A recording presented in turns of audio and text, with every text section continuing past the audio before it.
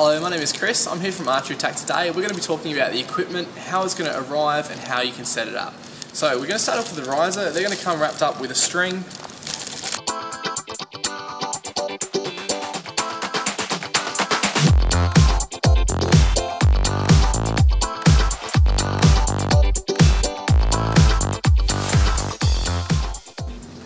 So we also send out a matched pair of limbs. Now it's really important that you keep these limbs together because they're quality tested to be the same draw weight.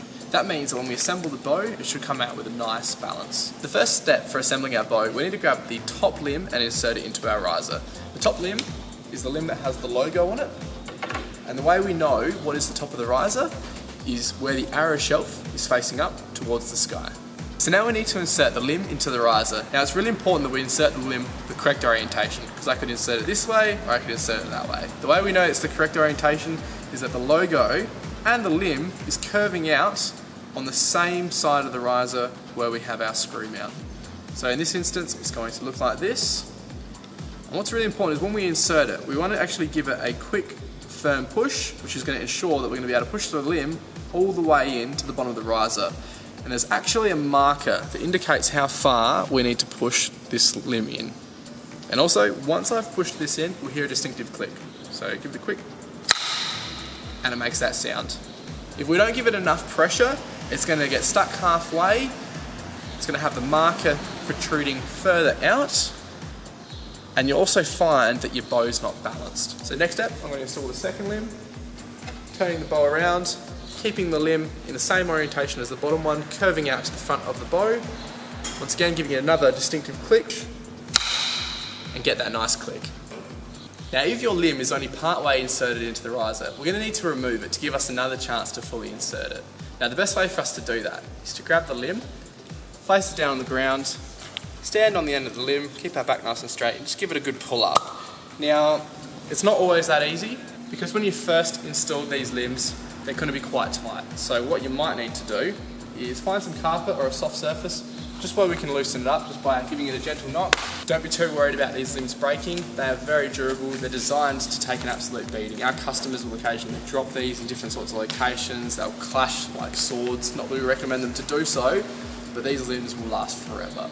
Now, once we've given it a nice little whack, we should be able to go back to that other attempt before, and just should be much easier just to pull it. It'll come out, giving us that second chance to reinsert it so we can get that nice distinctive click and get that marker there. Once that's done, your bow's ready to go to the next step. So now that we've inserted the limbs into the riser, our next step is to string the bow. Orientate our finger savers to be matching the direction of our bow. So with the logo facing towards the sky, what we're going to have is the single finger saver on top and the two finger savers on bottom. What that's going to mean is we're going to have a 3-finger placement. The knock's going to go in between, so the arrow's going to go in between the top finger saver and the bottom finger saver.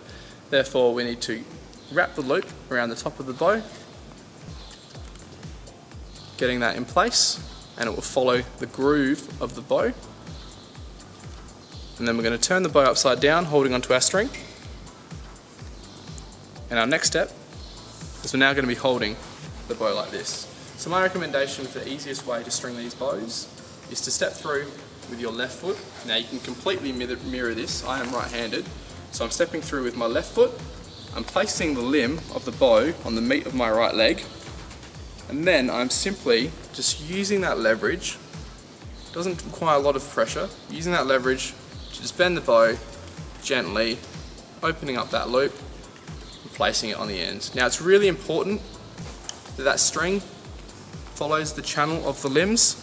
That means both ends are going to be in place, and that will ensure that the string doesn't fall off the bow. So the next step for us is to put the finger savers in place. So we can simply slide these down until the point that they're on the serving. So they shouldn't be too hard to move into place. We're just going to slide them down, and you want these finger savers to have a gap that gives you a 90-degree knocking point for your arrow. So once you've moved those finger savers in place, you can knock an arrow in and find out what is going to be that 90-degree angle. So it's really easy for you to just move these back, have a few shots with your bow until you've got them in place for your customers. So when you draw back your bow, You want it to come out nice and cleanly. Okay, so to wear in your bow, you can pull it back 10 to 20 times, or you can fire 10 to 20 arrows. The one thing I recommend is that you don't dry fire your bow. General archery practice is that it can damage your bow. These are quite durable. I'd be very surprised if any damage did take place, but I'd recommend not to dry fire so you don't injure yourself, because you don't have any energy to transfer from the string to, say, an arrow. If you dry fire, you might find that you're accidentally going to clip your forearm and produce a nice big weld. So this is one of our older bows. We've been using it for about a year and a half. You can see it's actually got a dedicated right hand mount, whereas our normal bows have got an ambidextrous design with a center column, meaning you can shoot on the left or on the right. We haven't typically been selling our right-handed models, as we've really just been focusing on our ambidextrous market for convenience. Now, because we are starting leagues, we're starting to sell our customers dedicated right-handed bows if they're right-handed, and in the future we're looking to produce a left-handed model as well. The other things to note about our bows, both ambidextrous models and the right-handed models have screw mounts. Now you can see we're not actually using them today, we're actually using the sides to mount our GoPros onto, but we are planning to release accessory packs whereby you can mount different sorts of action cameras or different sorts of gadgets. So we're back to the blue bow, and as you can see, yes, we do have the accessory screw there. We've also got an accessory mount here, and once again we'll release some updates on these in the future. So now I'll teach you how to de-string your bow.